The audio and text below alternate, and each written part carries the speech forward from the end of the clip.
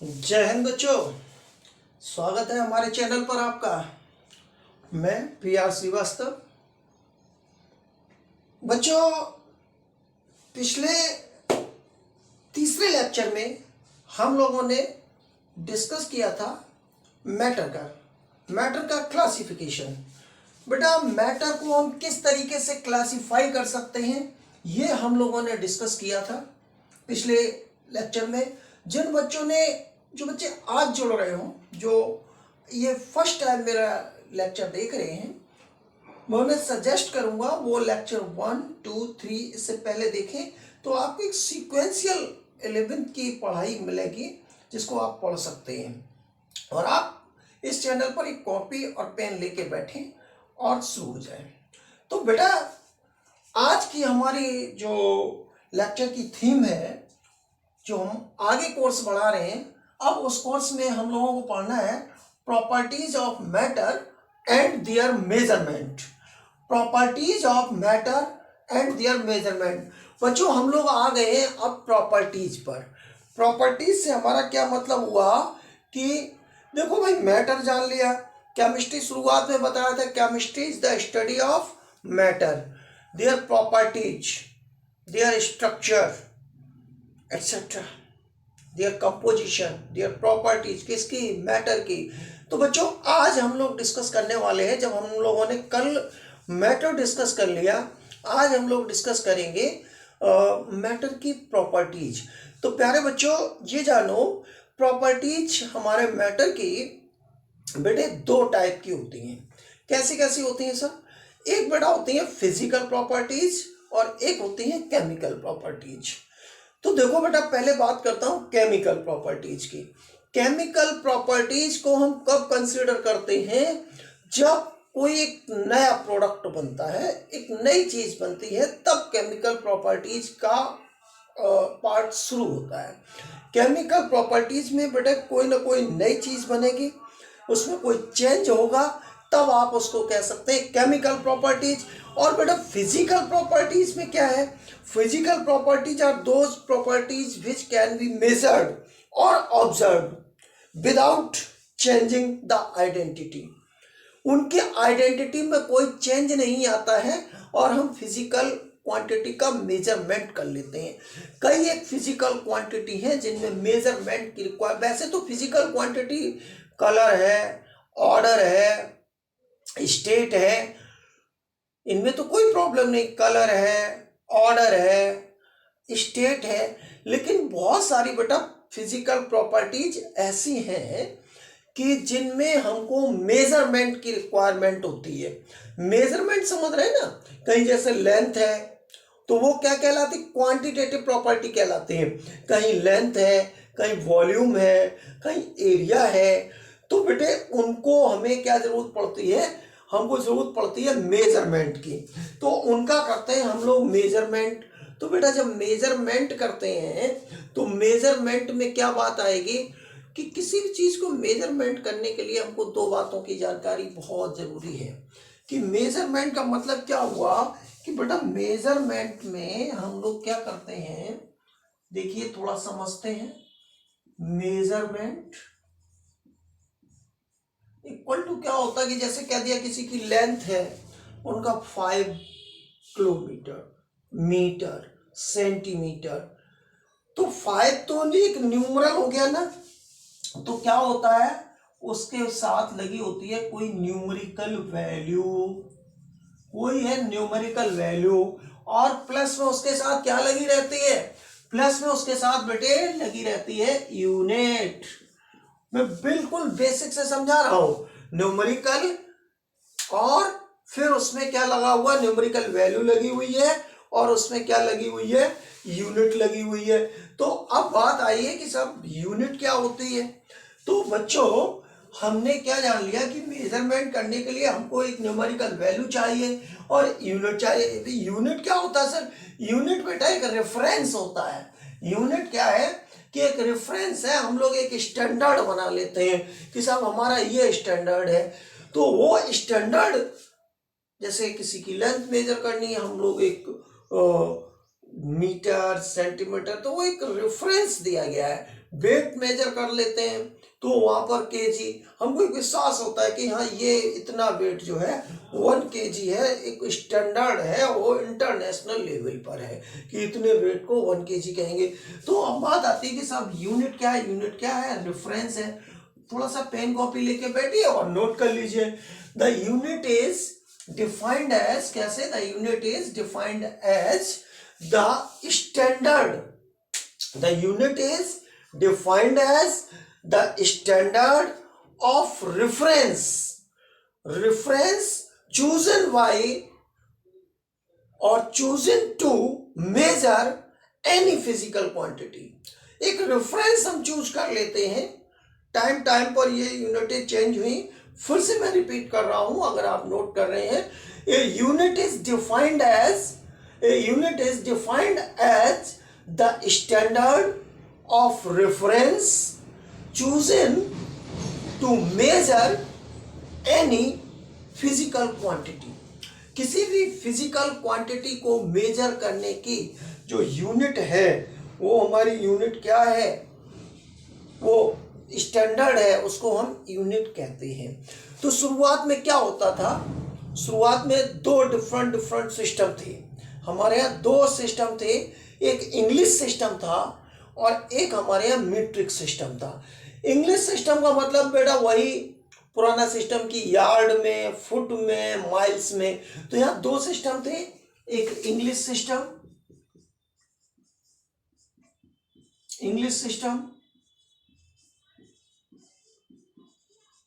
English system में बच्चों हम मेजर करा करते हैं उसको फुट में, पाउंड में, माइल्स में, वो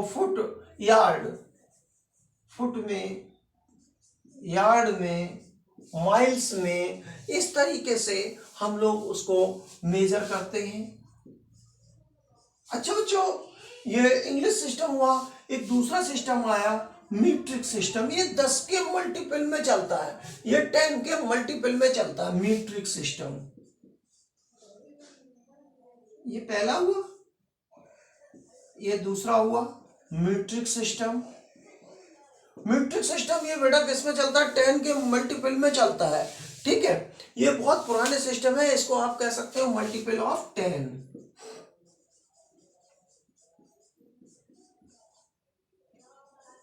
फिर क्या होता है कि हमको एक ऐसे सिस्टम की रिक्वायरमेंट होती है जो सर्वमान्य हो, जो हमारा सिस्टम सर्वमान्य हो।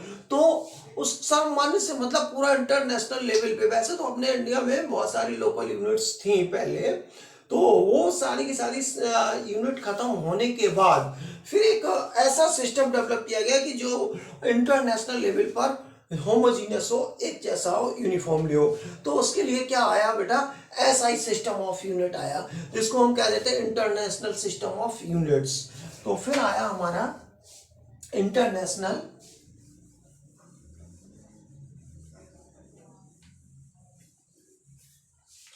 फिर आया बच्चों इंटरनेशनल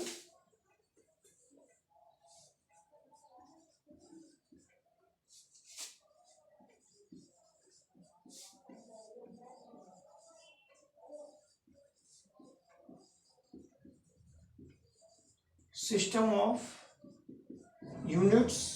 इसको हम लोग एसआई सिस्टम भी कह देते हैं। क्या कह देते हैं, एसआई सिस्टम। तो अब ये जो है ना एक्सेप्टेबल है, ये जो है एक्सेप्टेबल है SI system, the International system on units in French. आप अगर एनसीईआरटी आप पास में रख के बैठे हैं तो आप देख सकते हैं the International System of Units in French, le systeme international de unites abbreviated as SI, established by the 11th General Conference on Weights and Measures from Conference General Points and Measures। तो इसने अपना क्या दिया, इसने 7 कुछ basic physical unit थी, कुछ basic physical quantity है, उनकी यूनिट्स दी कि हम उनको कैसे मेजर करेंगे, तो और उनके सिंबल क्या होंगे। तो अब बात आती है हमारी एसआई सिस्टम। तो एसआई सिस्टम में हमारे 7 जो है बेसिक फिजिकल क्वांटिटी है, कैसी हैं, ये 7 जो है बेसिक फिजिकल क्वांटिटी है, जो हम आपको एक टेबल के माध्यम से बता रहे हैं कि बेटा 7 ये आप कर सकते हो, टेबल नोट कर लेना है ये आपको। और इनमें से मैक्सिमम चीजें जानते हो बच्चों, कुछ भी नई चीज नहीं बताई जा रही है, मैक्सिमम चीजें जानते हो। चलिए फोकस करते हैं हम लोग बेसिक फिजिकल सिस्टम पर। बेसिक फिजिकल सिस्टम पर फोकस करते हैं। तो ऐसा ही सिस्टम में क्या हुआ कि 7 है बेसिक फिजिकल, तो पहली यूनिट कौन सी है? लेंथ। जो फिजिकल क्वांटिटी है हमारी वो क्या है? लेंथ। कि हमें लेंथ को मेजर करना है, तो लेंथ को क्या सिंबल दिया गया? Small L. लेंथ के लिए ऐसा ही सिस्टम में या ऐसा ही यूनिट क्या डिसाइड की गई, क्या तय की गई? मीटर। क्या सिंबलिंग है? Small m. बात करते हैं दूसरी basic physical quantity, mass. Mass को क्या सिंबल देते हैं? Small m. ऐसा ही सिस्टम में मास को किस में यूनिट में मेजर करते हो? किलोग्राम में। सिंबल क्या है? इतना भयंकर हम किलोग्राम नहीं हर जगह लिखेंगे, सिंबल हमने क्या दे दिया? केजी दे दिया। नेक्स्ट बात आती है टाइम, जो हमारी अगली फिजिकल क्वांटिटी है। टाइम को बेटा क्या सिंबल देते हो? Small T. टाइम को सिंबल दिया स्मॉल टी। टाइम की जो ऐसा ही सिस्टम में यूनिट डिसाइड की गई वो यूनिट क्या है? सेकंड। सेकंड का सिंबल क्या है? Small S. सेकंड का सिंबल स्मॉल एस। चौथी आती है बेसिक फिजिकल क्वांटिटी, कौन सी? Electric current. इलेक्ट्रिक करंट को बेटे क्या सिंबल दिया गया? आई। इसकी एसआई सिस्टम में यूनिट क्या डिसाइड की गई? एम्पियर। एम्पियर इतना भयंकर हर जगह हम लोग एम्पियर नहीं लिखेंगे, हम लोग क्या लिख देंगे? ओनली कैपिटल ए लिख देंगे। कैपिटल ए लिख देने से हमारा काम चल जाएगा, हम समझ लेंगे कि इसकी यूनिट क्या है? एम्पियर। तो बेटा अगला जो बेसिक फिजिकल क्वांटिटी दी गई वो थी थर्मोडायनामिक टेम्परेचर। थर्मोडायनामिक टेम्परेचर, तो बात करते हैं थर्मोडायनामिक टेम्परेचर का सिंबल देख लीजिए, नोट जरूर कर लीजिएगा, लर्न कर लीजिएगा। अभी आप 11th की जितनी अच्छी प्रिपरेशन कर लोगे 12th उतना इजी लगेगा। थर्मोडायनामिक टेम्परेचर, टेम्परेचर को टी द्वारा रिप्रेजेंट करते हैं। इसकी यूनिट एसआई सिस्टम में क्या डिसाइड करेगी बच्चों? केल्विन। केल्विन को सिंबल क्या दोगे? कैपिटल के। कोई नई चीज नहीं है। 6 यूनिट, 6 यूनिट क्या करते हैं भाई? 6 यूनिट में आती है ल्यूमिनस इंटेंसिटी, और ल्यूमिनस इंटेंसिटी को हम लोग किससे सिंबलिंग देते हैं? हम लोग कहते हैं कैंडेला। ल्यूमिनस इंटेंसिटी को कैंडेला। और ये क्या लिखा हुआ? सिंबल क्या किया? I knew. सिंबल क्या है हमारा? आई न्यू, कैंडेला। और इसमें हमने सिंबल क्या दिया? C D. तो ऐसा ही यूनिट क्या है? कैंडेला। सिंबल क्या है? C D. अब आती है लास्ट, अमाउंट्स ऑफ सबस्टेंस। तो बच्चों अमाउंट ऑफ सबस्टेंस को हम लोगों ने कैसे मेजर किया? अमाउंट ऑफ सबस्टेंस को स्मॉल एन। क्या सिंबल दिया? Small n. और ऐसा ही सिस्टम में उसकी यूनिट क्या तय करी? मोल। आगे आएगा मोल कॉन्सेप्ट पूरा पढ़ाऊंगा, सिंबल मोल। तो इस तरीके से हमारी ये 7 बेसिक फिजिकल क्वांटिटी है। अब इसमें आपको कुछ और क्वांटिटी मिलेंगी। 7 फिजिकल क्वांटिटी, कुछ प्रीफिक्सेस और आते हैं ऐसा सिस्टम में, वो आप प्रीफिक्सेस भी लिख लीजिए। तो एक काम करते हैं कि आपको कुछ प्रीफिक्सेस भी लिखाते हैं। तो वो प्रीफिक्सेस क्या है? एक हेडिंग कर लीजिए, some commonly used prefixes with the base unit, with the base unit। तो उसमें बेस यूनिट आएगी, कुछ प्रीफिक्सेस आएंगे। तो कैसे नोट करेंगे? एक टेबल के माध्यम से हम लोग नोट करेंगे। बच्चों ये रही वो टेबल कि जिसको हम कह रहे थे कुछ बेसिक हमारी यूनिट्स है, उनके सिंबल है, प्रीफिक्सेस है, तो उनके बारे में अभी शुरुआत में हम बात और कर लें, क्योंकि आगे ये बहुत ज़रूरी चीज़ें हैं, बार बार रिपीट होंगी। तो जल्दी से ये टेबल नोट करते हैं और मैं समझाता जा रहा हूँ। डेसी, डेसी को सिंबल क्या देते हो? Small D. 10⁻⁻⁻1 ये हो गया आपका डेसीमीटर। डेसीमीटर को शॉर्ट में डीएम बोलोगे, 10⁻⁻1 मीटर। इसी तरीके से फिर आता है सेंटी। सेंटी को सिंबल क्या दिया आपने? सी। मल्टीप्लिकेशन फैक्टर में आपने क्या कह दिया? 10⁻⁻2। तो 1 सेंटीमीटर इक्वल टू कितना होता है? ये कन्वर्जन में भी आपको काम आने वाला है। आगे न्यूमेरिकल हमें मिलते हैं तो देखना नहीं पड़ता है, ये हमारी टेबल बन जाएगी, आगे काम आएगी। तो 1 सेंटीमीटर इक्वल टू 10⁻2 मीटर बच्चों। इसी तरीके से अगर हम मिली की बात करें तो मिली का सिंबल होता है स्मॉल एम, रिप्रेजेंट करोगे 10⁻3। इसका मल्टीप्लिकेशन फैक्टर है 10⁻3 और 1 मिलीमीटर बड़ा इक्वल टू कितना होता है? 10⁻3 मीटर के। अगर हम माइक्रो की बात करते हैं तो माइक्रो को सिंबल देते हैं म्यू, 10⁻6। और उसके बाद फिर आता है मिलीमीटर। ओ माइक्रोमीटर का मतलब क्या हुआ? 1 माइक्रोमीटर इक्वल टू 10⁻6 मीटर। अब बात करते हैं नैनो की। नैनो में हम लोग स्मॉल एन से रिप्रेजेंट करते हैं, 10⁻9 लाते हैं। और 1 नैनोमीटर इक्वल टू कितने मीटर के हैं? 10⁻9 के। इसी प्रकार पिको, पिको में सिंबल दिया स्मॉल पी। पिको कितना होता है? 10⁻12 होता है। एग्जाम्पल के तौर पर 1 पिकोमीटर इक्वल टू 10⁻12 मीटर। अब आता है फेमटो। फेमटो का सिंबल क्या दिया गया? एफ। ये केमिस्ट्री का मैथमेटिकली एस्पेक्ट है, ध्यान रखिएगा, क्योंकि केमिस्ट्री में हम स्मॉलेस्ट पार्टिकल की नंबर मेजर करते हैं, कहीं वेट मेजर करते हैं, तो हमें छोटी यूनिट्स की जरूरत होती है। फेमटो 10⁻15, 1 FM कितना हुआ? 10⁻15 मीटर। अच्छे से तैयार किया जा सकता। फिर आता है अट्टो। अट्टो को स्मॉल ए, 10⁻18, 1 एटोमीटर इक्वल टू 10⁻18। और ये बेटा हम लोग पहले से पढ़ते हुए आ रहे हैं, छोटे क्लास में पढ़ाए जाते हैं। Deka, hecto, kilo, mega, giga तो जान लीजिए। डेका का मतलब 10⁻1।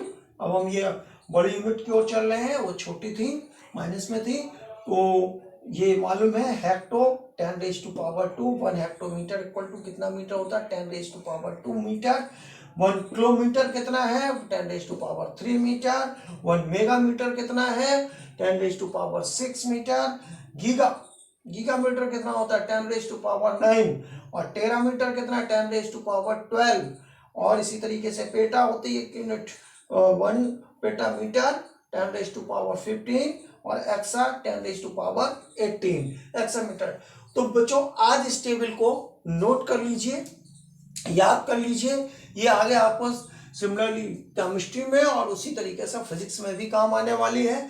अच्छे से इस टेबल को नोट कर लीजिए। कल का टॉपिक रहेगा, हम इसका मास है, वॉल्यूम है, टेम्परेचर है, इनको कैसे मेजर करेंगे, इनकी यूनिट क्या है, लैब में किस तरीके से वॉल्यूम मेजर किया जाता है, वो कौन से ऑपरेटर्स हैं। लेक्चर नंबर अगले में आप 5 में ये चीजें पाएंगे। तो आप मेरे चैनल को सब्सक्राइब कर लीजिए, बेल आइकॉन दबा दीजिए, जिससे जो भी अगले वीडियो आएंगे उनकी आपको इन्फॉर्मेशन हो जाएगी। मैं एक सीक्वेंशियल पढ़ा रहा हूँ, टू द पॉइंट एनसीईआरटी खत्म कराऊंगा और आपकी ड्यूटी है कि आप पढ़िएगा उसको। ठीक है बच्चों, इसको नोट कर लेते हैं, मिलते हैं अगले लेक्चर में। Thank you, good day.